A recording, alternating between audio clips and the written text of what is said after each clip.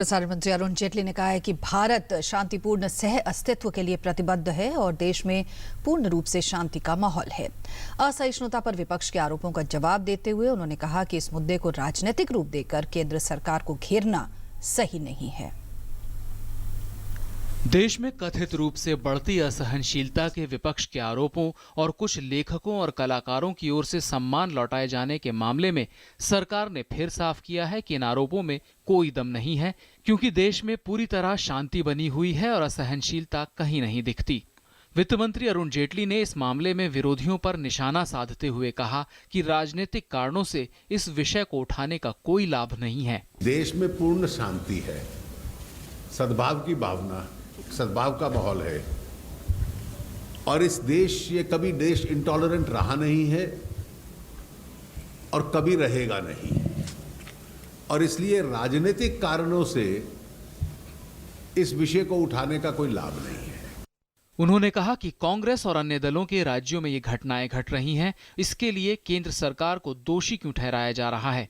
इससे पहले कल प्रधानमंत्री ने भी एक चुनावी रैली में इस मसले को उठाने के लिए कांग्रेस पर जमकर निशाना साधा था। इन सब के बीच कांग्रेस अध्यक्ष सोनिया गांधी, उपाध्यक्ष राहुल गांधी और पार्टी के कई बड़े नेताओं ने देश में कथित रूप से बढ़ती असहनशीलता के खिलाफ राजधानी में मार्च निकाला और राष्ट्रपति से मुलाकात की।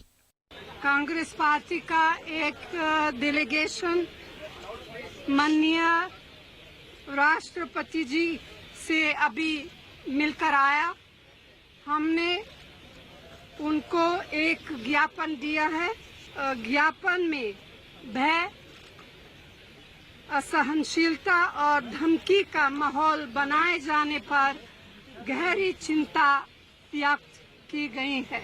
इस पर बीजेपी ने पलटवार करते हुए कहा कि ये मार्च कांग्रेस की बौखलाहट का सबूत है। जो सच्चाई कड़वी सच्चाई है, जो लोगों के सामने आ रही है, जो सच्चाई करप्शन की सच्चाई है, जो सच्चाई रॉबर्ट वाड्रा की करप्शन जिसके ऊपर आज भी रेवलेशंस दिन ब दिन आ रहे हैं, थम नहीं रहे हैं, उस सच्चाई को उछल करने का ये ड्रामा है।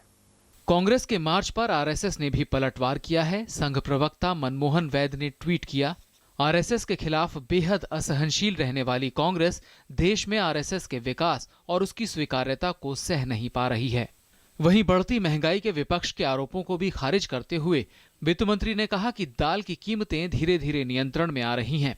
उन्होंने कहा कि कम पैदावार और घरेलू स्तर पर जमाखोरी की वजह से भी कीमतों पर दबाव बना और इसकी कीमतें चढ़ी।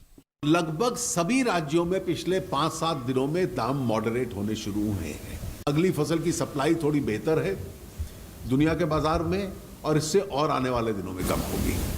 वित्त मंत्री ने यह भी कहा कि देश में 2.2 करोड़ टन दाल की मांग है, जबकि इस साल कुल पैदावार 1.7 करोड़ टन रही है।